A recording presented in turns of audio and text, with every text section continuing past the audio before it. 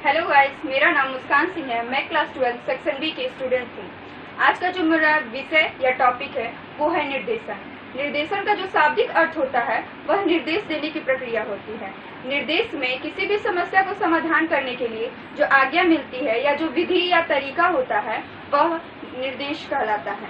निर्देशन की प्रक्रिया में एक व्यक्ति दूसरे व्यक्ति को समस्या का समाधान करने के लिए जो बातें बतलाता है या जो समस्या का समाधान करने के लिए जो सही मार्ग दिखलाता है वह निर्देशन कहलाता है। निर्देशन की समस्याओं का समाधान स्वयं नहीं किया जा सकता, वह स्वयं नहीं बताता है, वह एक विधि या तरीका बताता है जिससे व्यक्ति उस समस्या का समाधान कर सके। निर्देशन को जो है वह अंग्रेजी शब्द से लिया गया है। वो अंग्रेजी शब्द गाइडेंस है। इसका अर्थ होता है मार्गदर्शन दिखाना, सही मार्ग दिखाना अर्थात सही दिशा की ओर व्यक्ति को ले जाना। और इस निर्देशन के बारे में अनेक साहित्यकारों ने अपना विचार रखा है। जोन्स का इसके बारे में यह विचार है। जोन्स ने बताया कि निर्देशन एक व्यक्तिगत सहायता है जिससे एक व्यक्ति दूसरे व्यक्ति को सहायता देता है, जिससे व्यक्ति के जीवन में जो कुछ भी है वह अपने जीवन में लक्ष्य निर्धारित कर सके और उस लक्ष्य को निर्धारित करके और उस लक्ष्य को ध्यान में रखते हुए अपने जीवन में जो भी समस्याएं हैं उसका समाधान कर सके, उसका निर्धारण कर सके। स्किनर ने बताया है कि ये जो निर्देशन है वह एक प्रकार की सहायता प्रक्रिया है और इसकी सहायता जो है वो स्वयं के साथ होती है, स्वयं के जीवन के साथ होती है और स्वयं के जीवन में जो निजी परिस्थितियां उत्पन्न हुई होती है उसके साथ होती है। और फिर मॉरिस ने भी यही बताया है कि निर्देशन जो है एक प्रकार की सहायता प्रक्रिया है जिसमें जो व्यक्ति का लक्ष्य है वह एकदम विकसित हो सके, व्यक्ति का जो निजी जीवन है वह विकसित हो सके, उसका मानसिक जीवन है वह एकदम विकसित हो सके, जिससे उसका जो खुद का जीवन हो वह सुखी और जो समाज के प्रति उसका जो जीवन है उपयोगी है वह समाज के लिए कुछ कर सके। धन्यवाद। हेलो फ्रेंड्स, हेलो सर, मेरा नाम काजल कुमारी है। मेरा रोल नंबर 24, मैं सेक्शन ए ग्रुप ए में पढ़ती हूँ। मैं आज आप लोग को प्लानिंग के बारे में बताऊंगी। प्लानिंग एक व्यष्टि का टॉपिक है। व्यष्टि मतलब बिजनेस स्टडी। बिजनेस स्टडी मतलब ये नहीं कि हम प्लानिंग सिर्फ बिजनेस के लिए किया जाता है। प्लानिंग हर टाइम, हर जगह, हर किसी मतलब कि कुछ भी काम के लिए प्लानिंग किया जाता है। छोटे से छोटे काम, बड़े से बड़े काम के लिए प्लानिंग किया जाता है। प्लानिंग का मतलब एडवांस में डिसाइड करना कि हम लोग को क्या करना है, क्या नहीं करना है, ये प्लानिंग किया जाता है। और प्लानिंग ये होता है कि हम कहाँ हैं और कहाँ जाना चाहते हैं, ये दोनों के गैप को भरता है। प्लानिंग सिर्फ प्लानिंग बिजनेस में नहीं, बिजनेस में भी होता है और मतलब कि बिजनेस के लिए भी किया जाता है और छोटे से छोटे काम के लिए भी किया जाता है। प्लानिंग जैसे हम लोग जैसे पिकनिक मनाने कहीं जाना चाहते हैं या कहीं घूमने जाना चाहते हैं तो हम लोग डायरेक्टली नहीं चल रहे, कहीं भी चल गए तो हम लोग पहले डिसाइड करें कि हम लोग पिकनिक मनाने कहाँ जाएंगे, वहाँ पे क्या होगा, क्या नहीं होगा, क्या खर्चा होगा, क्या चीज होगा, हम लोग क्या चीज सामान क्या लेके जाए, कितना टाइम, कितना बजे जाएंगे, कि ये सब प्लानिंग किया जाता है। उसी तरह बिजनेस में भी होता है कि हम लोग प्लानिंग, जैसे हम लोग प्लानिंग किए हैं तो हम लोग सोचना ही करेंगे ना कि हम लोग कि कहाँ पे हम लोग अपना मैनेजमेंट बैठाएं कि वहाँ पे हम लोग ज़्यादा प्रॉफिट हो, सक्सेस हो, अच्छा से काम किया जाए, किस तरह हम लोग सक्सेस किया जाए। और प्लानिंग हम लोग डायरेक्टली प्लानिंग तो नहीं कर सकते ना कि हम लोग हाँ चलो प्लानिंग कर लिए, लेकिन क्या किसके लिए प्लानिंग किए, क्या चीज़ के लिए प्लानिंग किए, हम लोग का कोई ऑब्जेक्टिव है नहीं।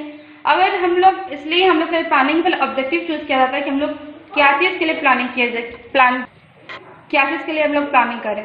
प्लानिंग में सबसे पहले कि हम लोग पहले ऑब्जेक्टिव चूज करते हैं। जिस तरह जैसे हम बोले कि हम लोग पिकनिक मनाने जा रहे हैं तो पिकनिक में हम लोग सबसे पहले ऑब्जेक्टिव चूज करेंगे ना। हम लोग ऑब्जेक्टिव ये होगा कि हम लोग एंजॉयमेंट किस तरह कर सकें, हम लोग कहाँ जाएं, कि हम लोग क्या कर सकते हैं कि हम लोग एंजॉयमेंट अच्छा से हो। उसी तरह बिजनेस में भी होता है कि हम लोग कहाँ पे अपना मैनेजमेंट बैठाएं कि हम लोग वहाँ ज़्यादा प्रॉफिट हो, अच्छा सक्सेस हो, इस तरह। और प्लानिंग में हम लोग को तो फायदा होता है, नुकसान भी होता है।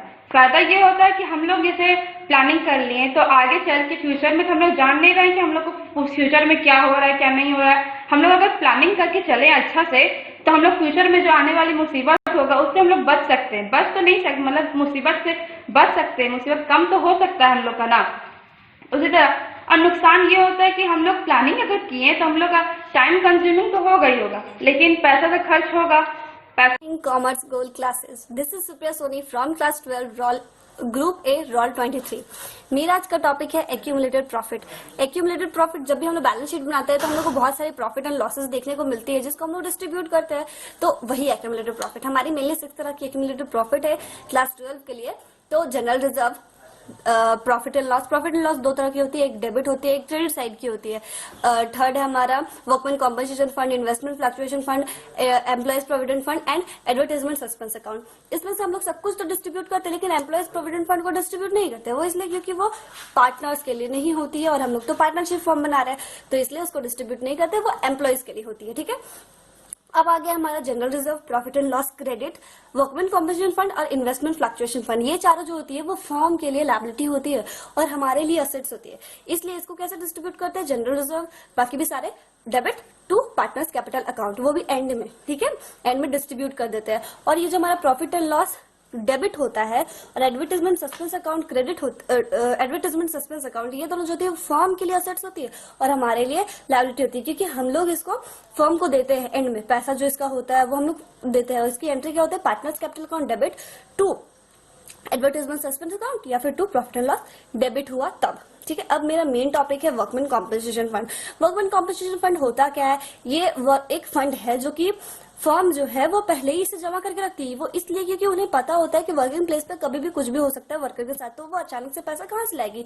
जैसे कि अगर वर्किंग प्लेस पे किसी वर्कर का हाथ टूट गया तो अचानक से फर्म पैसा कहाँ से लाएगी उनके लिए, तो इसीलिए वो पैसा फंड जमा करके रखती है ताकि वो किसी को कुछ हो जाए तो उससे वो फंड यूज कर ले उनके लिए। अब इसकी 3-4 केसेस होते हैं। फर्स्ट, अगर वर्कमैन कॉम्पनसेशन फंड दिया है और तो और वर्कमैन कॉम्पनसेशन फंड दिया और कुछ नहीं दिया, तो हम लोग क्या करेंगे, इसकी workman compensation fund debit to partners capital account, ये एंट्री करते हैं। अगर सेकंड केस, अगर वर्कमैन कॉम्पनसेशन फंड दिया है और क्लेम दिया है, लेकिन क्लेम वर्कमैन कॉम्पनसेशन फंड से छोटा है, तो हम लोग इसकी एंट्री क्या करेंगे, workman compensation fund account debit to workman compensation claim और जो टू पार्टनर्स कैपिटल अकाउंट। अभी हमारी मान लेते हैं 10,000 फंड थी और 7,000 की हमारी क्लेम है, तो 3,000 जो बचता है वो हम लोग पार्टनर्स को डिस्ट्रीब्यूट करते हैं एंड ऑफ द ईयर में। अब थर्ड केस है हमारा, वर्कमैन कॉम्पनसेशन फंड दिया है और तो और क्लेम भी दिया है, लेकिन क्लेम बड़ा है वर्कमैन कॉम्पनसेशन फंड से, तब हम लोग क्या करते हैं, तो हम लोग करते हैं workman compensation fund debit revaluation debit to workman compensation claim. अब यहाँ पे रीवैल्यूएशन में क्या करेंगे, हम मान लेते हैं कि 10,000 का मेरा क्लेम आया और 10,000 हमारी फंड है और 12,000 का हमारा क्लेम आ गया, तो हम लोग क्या करेंगे, 10,000 फंड में डेबिट, 7,000 क्लेम में डेबिट, कितना 12,000 क्लेम में डेबिट और 2,000 जो हमारा डिफरेंस आया उसको हम लोग रिवैल्यूएशन में डालते हैं और फिर बाद में एक और एंट्री करते हैं हम लोग partners capital account to revaluation. Hello friends, I am Swati Sharma of class 4th semester, BCom 4th semester and today's my topic is सीमा शुल्क अधिनियम क्या है। सीमा शुल्क क्या है, सीमा शुल्क का अर्थ क्या होता है। भारत की सीमा से बाहर या सीमा के अंदर आने वाले माल पर लगाए गए कर को सीमा शुल्क कहा जाता है। यानी कि जो भी माल भारत में आता है या फिर बाहर से बाहर जाता है, उन सभी वस्तुओं पर सीमा शुल्क लगाया जाता है। यह शुल्क केंद्रीय सरकार द्वारा लगाया जाता है और वसूला जाता है। सेवा कर विदेशी वस्तुओं पर ज़्यादातर विदेशों से जो प्राप्त माल और विदेशों में जो माल जाता है उनसे ज़्यादातर लाभ प्राप्त करता है। सीमा शुल्क 1962 में संपूर्ण भारत पर लागू हुआ। उस पर तिथि से लागू होना जब केंद्र सरकार की बजट में अनुसूची मिलाकर तिथि अनुसूचित कर दी गई। सीमा शुल्क की पृष्ठभूमि, ऐतिहासिक दृष्टि से सीमा शुल्क विश्व का सबसे पुराना कर माना जाता है। यह आज से कई सालों पहले से भी ये शुल्क लगाया जाता है।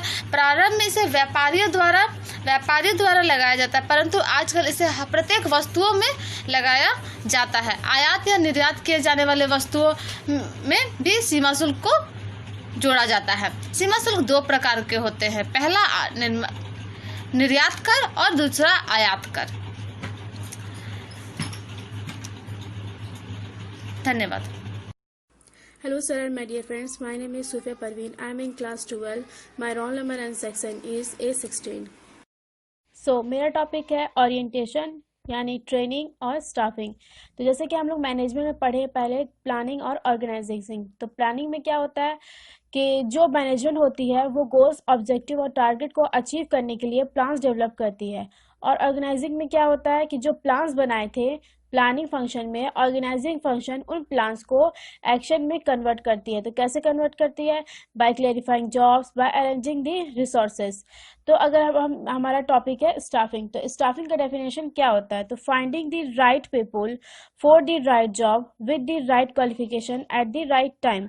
ये हमारा 4 कीज है। अगर हमें याद हो जाएगा तो हमें स्टाफिंग बहुत अच्छी तरीके से समझ आएगा। तो फाइंडिंग द राइट, इसका मतलब क्या होता है कि सही व्यक्ति को सही वक्त पर उसके क्वालिफिकेशन के हिसाब से उसे जॉब देना। तो अब जो है अगर हम बात करते हैं स्टाफिंग की इसमें, तो ये क्या है? Staffing is a managerial function of filling and keeping the various job position in the organization. Means क्या है कि अगर मतलब कि तो अगर हम इसमें देखा जाए तो स्टाफिंग की बात करते हैं तो ये एक मैनेजरियल फंक्शन होता है। अब इसके हम फंक्शन पे आते हैं, रिक्रूट और हायर। तो इसमें क्या होता है कि बेसिकली हम क्या करते हैं कि जब भी बिजनेस एंटरप्राइज स्टाफिंग फंक्शन को परफॉर्म करती है तो उससे अपने ऑर्गेनाइजेशन में एम्प्लॉयज को रिक्रूट करती है और हायर करती है। सेकंड क्या है? सिलेक्शन करती है, फिर उसकी ट्रेनिंग करवाती है ताकि वो अच्छे से अपने जॉब को कर पाए। फिर प्रमोशन, अगर वो अच्छे से अपना काम कर रहा है तो उसके प्रमोशन कर दिया जाता है। फिर अगर ट्रांसफर क्या होता है? एक जगह से दूसरी जगह ट्रांसफर करना, यानी कि अगर हम दिल्ली में काम कर रहे थे तो हमें मुंबई ट्रांसफर कर दिया गया अपने जॉब के साथ, तो होता है ट्रांसफर। अब जैसे कि हम लास्ट में आते हैं कि जैसे कि हमने इसके पॉइंट्स देखे, कोई भी बिजनेस एंटरप्राइज सक्सेस करती है तो उसके टैलेंटेड और हार्ड वर्किंग एम्प्लॉयज की वजह से एफिशिएंट बनती है। उससे हमें पता चलता है कि किसी भी बिजनेस एंटरप्राइज का सक्सेस और फेलियर उसके एम्प्लॉयज के क्वालिटी पर डिपेंड करता है। अगर हम रॉन्ग एम्प्लॉयज को चूज करेंगे तो क्या होगा कि हम गोल को अचीव नहीं कर पाएंगे और हमारा बिजनेस डूब जाएगा। सो आई होप कि आप लोगों को समझ आ गया हो। Thank you.